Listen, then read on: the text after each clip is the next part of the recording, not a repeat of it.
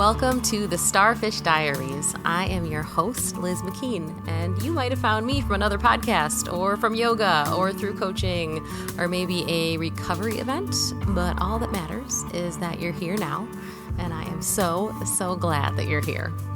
On this show, we're going to be talking about identity and self-trust and recovering from all sorts of things, including shame and burnout and squeezing ourselves into what we think good looks like. And I'm going to use a lot of metaphors because that's how I make sense of the world. And I'm hoping that helps you too.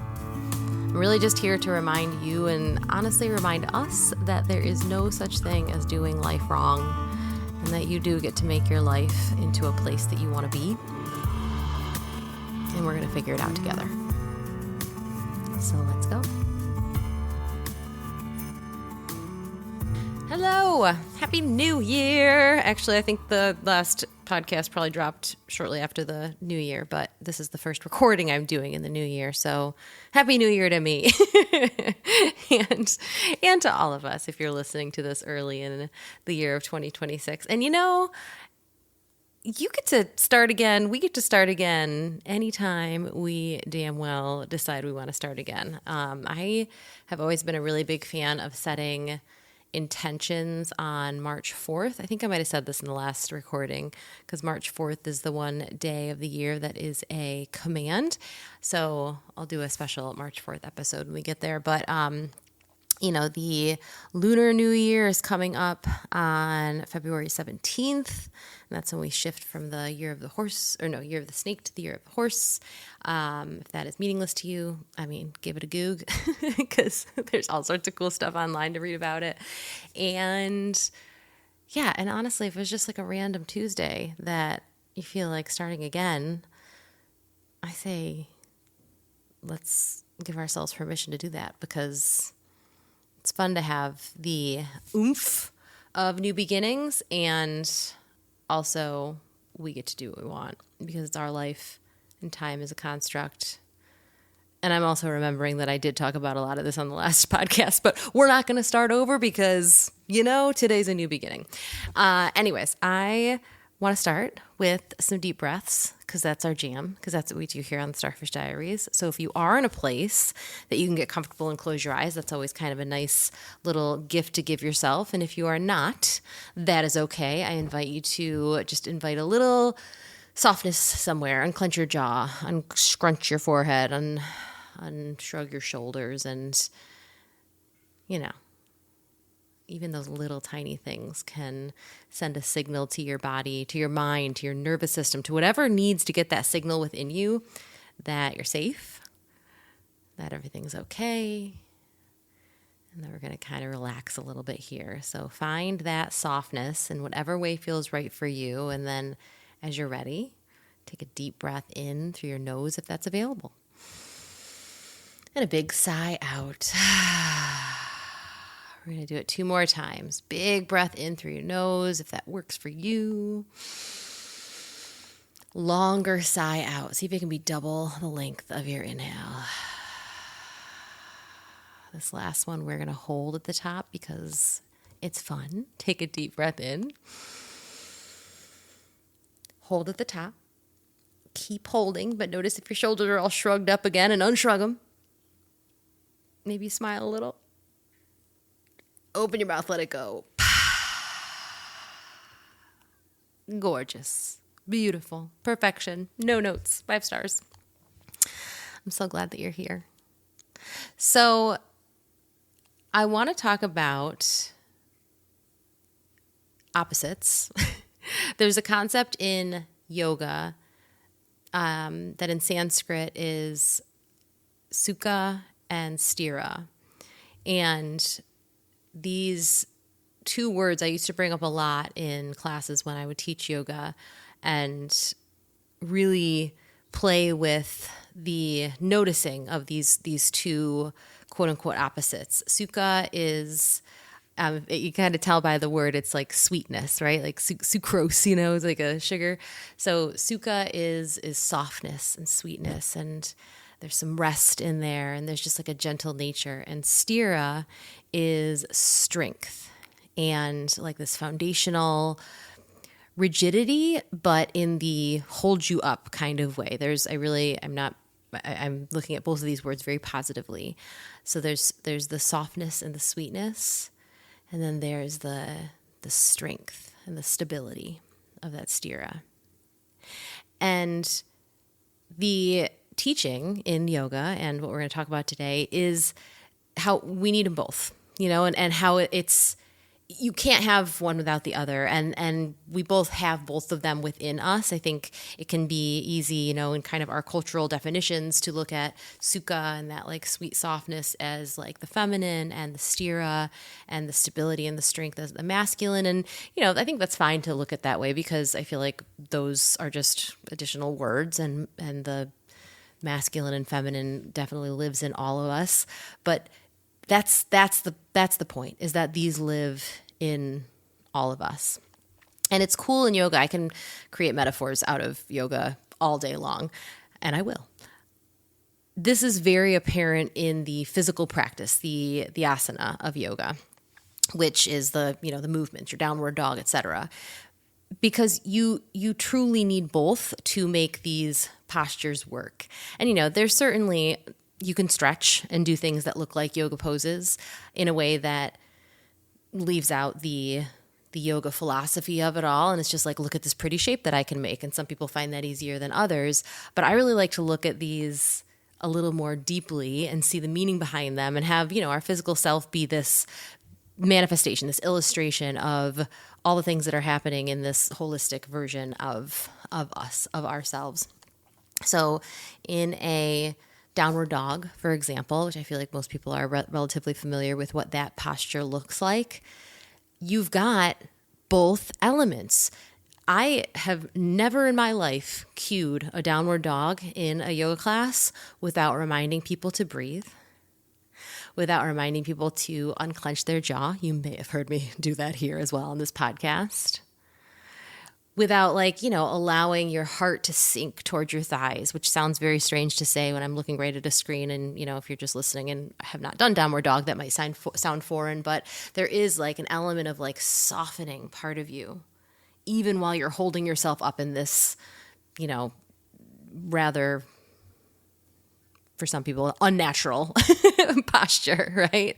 But then there's also very obvious strength. Like, you are literally holding yourself up. Your two hands are on that mat holding you up. Your hips are pressing up and back towards the wall behind you. Your feet are on the floor. And, if you've got a lot of flexibility, maybe your heels are pressing down to the floor. I do not have that kind of flexibility, so my heels are always a little lifted.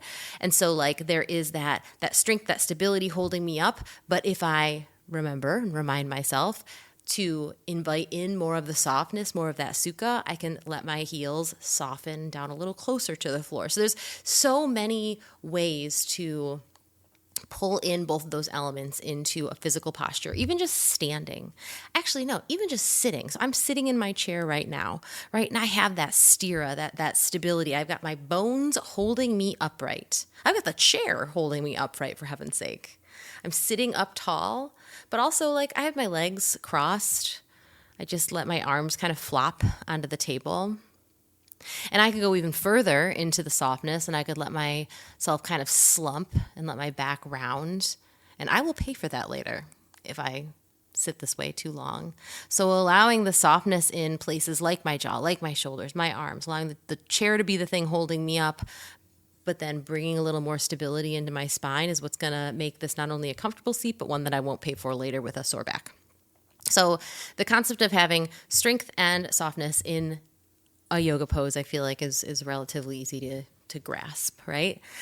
What I was thinking about recently, though, is not only do both of those elements happen in every single posture that we ever make, yoga or otherwise, but having strength cannot exist without an element of softness. And maybe, I'm going to use other words here just because I feel like those are words that make sense to me, but softness might not be something that resonates with someone else. Say flexibility, right? So if I'm a power lifter, I am like a gym bruh, and and lifting weights. If I have no flexibility, if I can't bend over and pick up the barbell, if I can't lift my leg enough to step onto, a platform or whatever, then I'm not going to be able to get strong. Like, I need some element of that flexibility, of that movement, in order to even build strength to begin with. And I need it to safely hold on to my strength. People that lift heavy weights get hurt all the time, right? I've gotten hurt plenty of times lifting weights. I've also gotten hurt in yoga when I'm not bringing both of these concepts into my mind in a way that's responsible for my body. So, if I'm a person who is lifting heavy weights and I don't have that sense of flexibility, or I'm holding my breath and everything gets very tight, and I'm really leaning into that sthira, that strong, muscly rigidity, right? If something goes wrong, like the weight I pick up is too heavy, or I go to set that weight down in a way that is just not very supportive, but I'm still really clenching, this is coming from actual lived experience, I am going to hurt myself. I'm going to hurt my shoulder. So I require both of those. The strength cannot exist, and then I'm out. Then I'm out of commission for however long because I've got this torn rotator cuff or whatever the heck it is. Same thing with the flexibility. If I have flexibility and I don't have any strength, that flexibility is pretty useless. Like, I can, I guess, fold myself in half.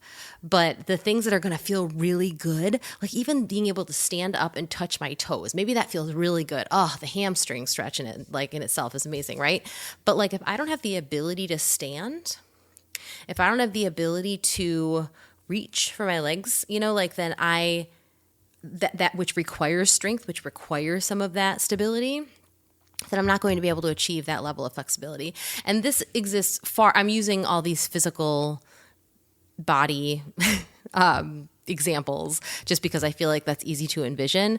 But I think the most important version of this has absolutely nothing to do with our physical self. So, if you're someone who's listening who, is not able to do yoga poses in their traditional sense, like, this absolutely still applies, because it's required to have a healthy inner world, inner life.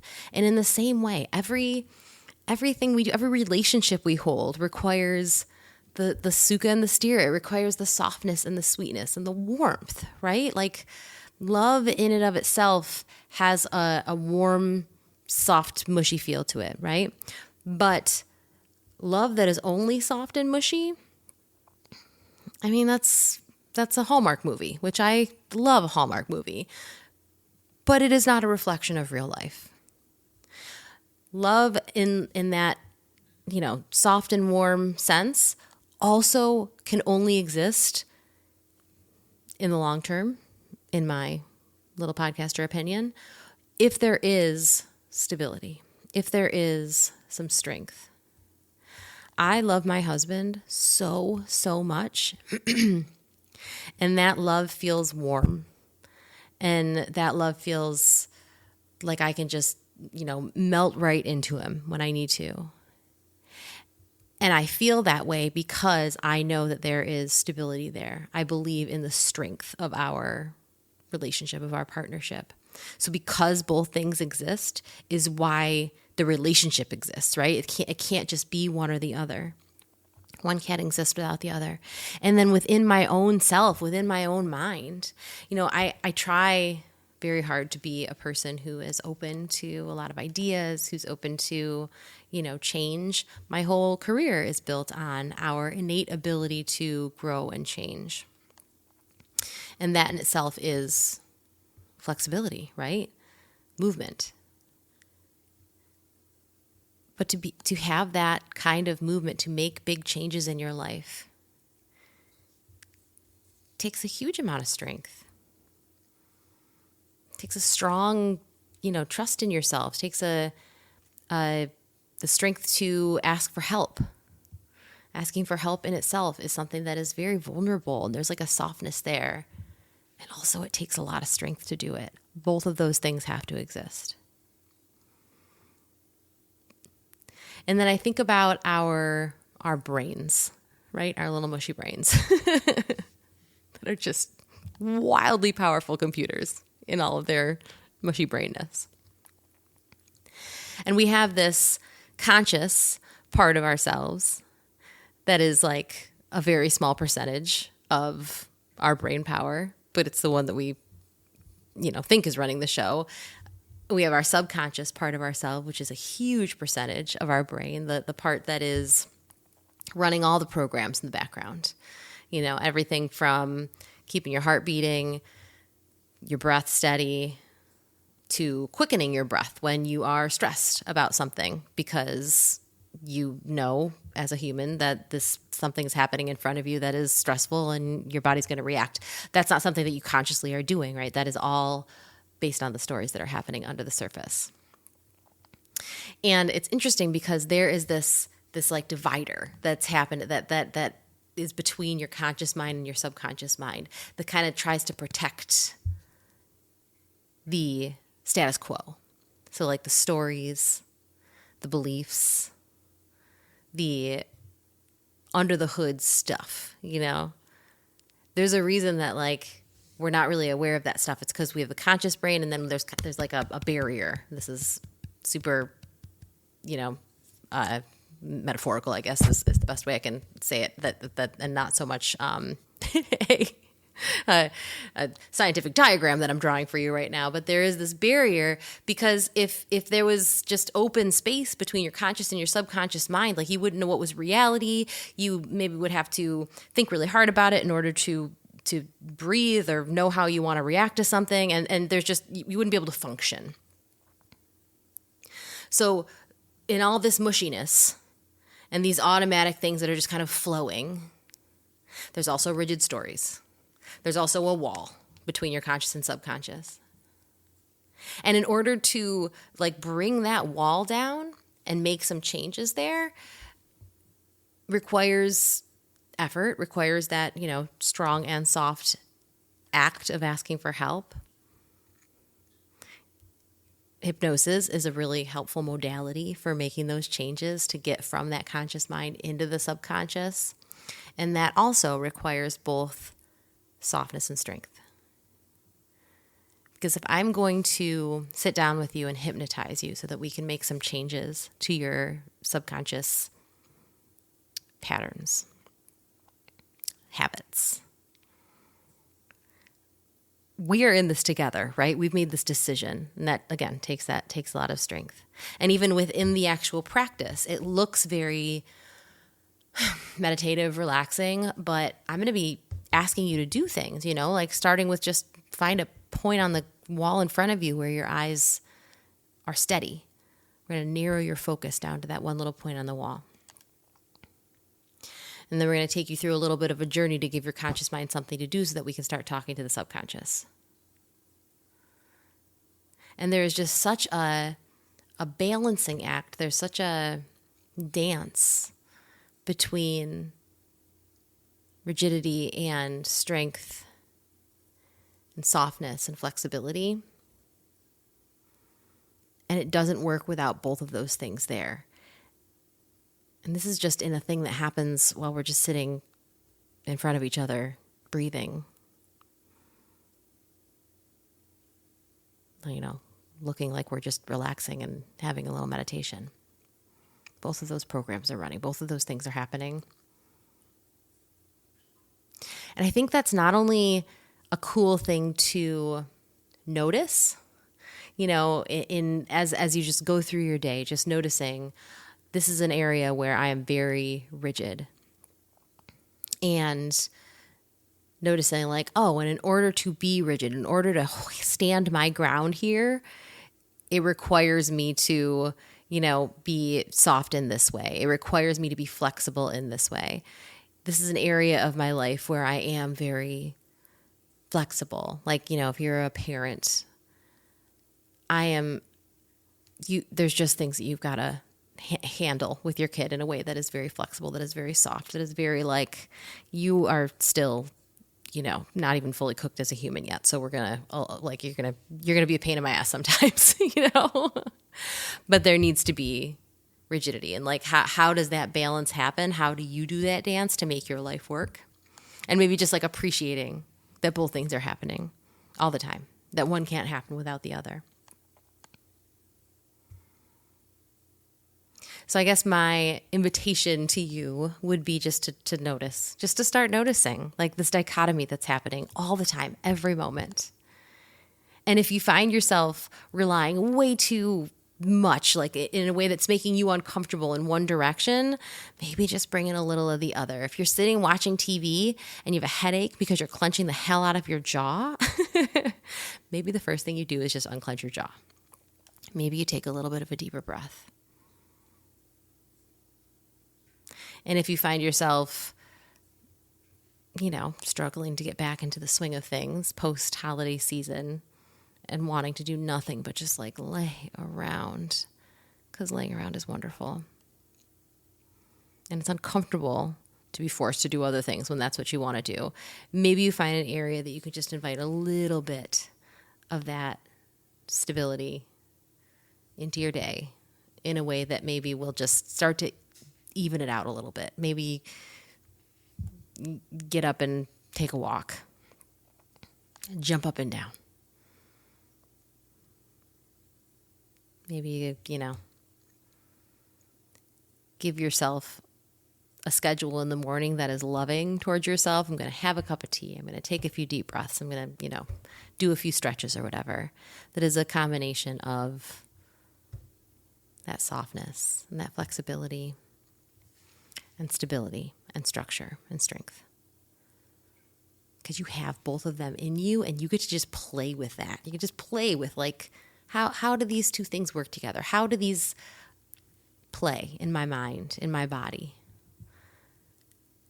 How can I take these two levers that I have that are just happening either way, no matter what? I can not pay attention to them, and I still have both of them happening in my mind and in my body and my everyday life. But maybe I start to take a little bit more control of one lever or the other. Maybe I just appreciate that they're both there. And the wonder that is me, that is you. I love noticing the physicality of it, because that's usually my gateway into noticing all the other ways that my body, my mind, and my life are running with a combination of sukha and sthira. And it's yet another thing that's like, well, yeah, duh. And also, but not duh. Because if you don't think about it, you're not thinking about it. And you definitely forget that you have control over any of it. But you do.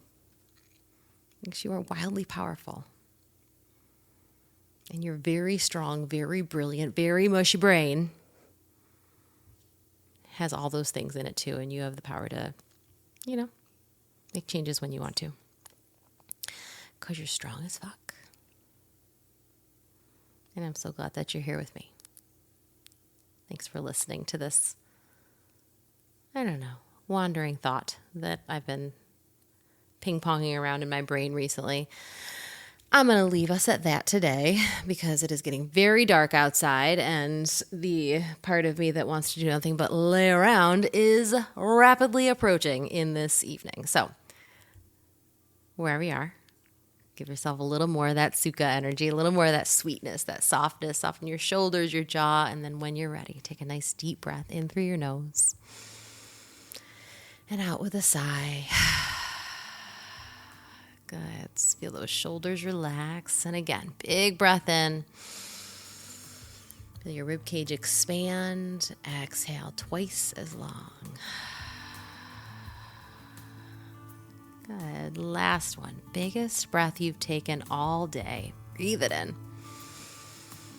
And hold at the top. Everything expands. Everything is so full.